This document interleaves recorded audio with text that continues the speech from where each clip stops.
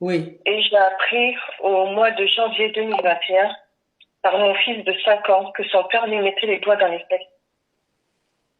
Par la suite, j'ai remarqué sur le bras de ma fille aînée qu'il y a un comportement de femme ménopausée. C'est-à-dire que la petite, à l'époque, elle avait que 8 ans. Quand on se balade comme ça dehors, elle pisse sur elle. Je comprends pas ce qui se passe. Ensuite, c'est un enfant qui fait systématiquement des infections urinaires, les uns après les autres.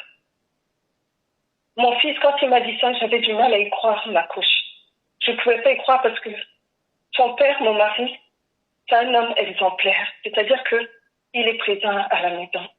Il m'aide, mais en tout, que ce soit au niveau des finances, au niveau de l'organisation des enfants.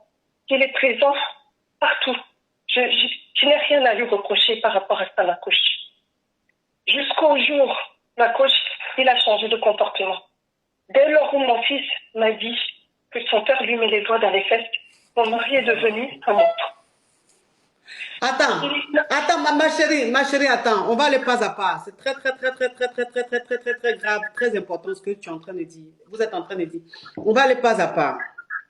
C'est ton fils qui t'a dit que son père lui fait des attouchements à lui ou fait des attouchements à sa sœur de 8 ans. Alors, c'est mon fils qui a commencé à me dire ce Oui, que son père lui fait. oui. Alors, il m'a dit ça le moment où je posais des questions à sa grande sœur, parce que je l'engueulais. C'est pas possible. Une petite de 8 ans qui accumule les infections les uns après les autres et qui se pisse sur elle. Et qui a aussi une trace de piqûre sur son bras. Donc, je ne comprenais pas. Une trace de piqûre sur son bras, la petite fille de 8 ans. Oui, elle a une trace de piqûre sur son bras. Et j'ai su ça le soir, un soir où elle est revenue de l'école, parce que tous les soirs, je donne le bain aux enfants. Quand je les récupère à l'école, on rentre, je leur donne le bain, avant qu'on passe à table. Je vois ça, je dis, mais c'est pas possible. En plus, avant qu'elle aille à l'école, je mets toujours des vêtements d'échange.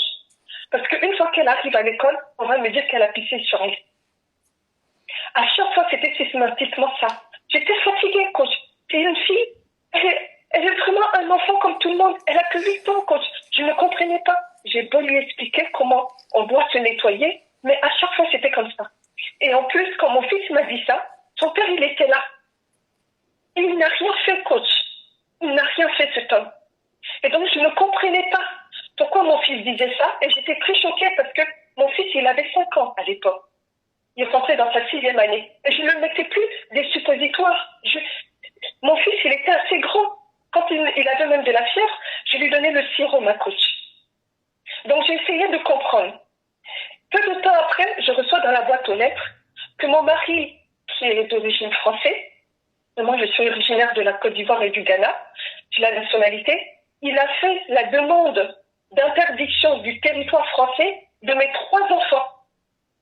Alors que je suis nulle part partir sans lui, avec les enfants. Nulle part. On a eu 10 ans de vie commune, on est mariés.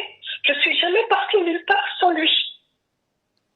Quand je lui ai demandé des explications, il m'a dit qu'un jour il est rentré à la maison après le travail, il m'a pas trouvé à la maison.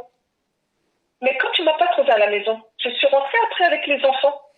Mais pourquoi derrière tu fais une demande d'interdiction du territoire français à la préfecture de la ville où on habite? Je ne comprenais pas, c'était très suspect. Il avait des comportements très bizarres. Ensuite, il a commencé à ne pas acheter des courses pour la maison. Donc, j'étais obligée d'acheter des courses pour qu'on puisse manger. Du coup, je refusais catégoriquement que mes enfants restent tout seuls, sans moi, avec lui. Et à chaque fois, il a guiché mon fils avec son téléphone portable. C'était ça jusqu'à ce qu'un jour, il part, il fuit avec mes enfants chez ses parents. J'arrive chez ses parents pour vérifier, je me fais frapper par lui et son père. Et en plus, il revient à Paris, il me frappe encore, il va porter plainte au poste de police que moi je l'ai frappé. Coach, l'histoire est très longue. Au jour d'aujourd'hui, mes enfants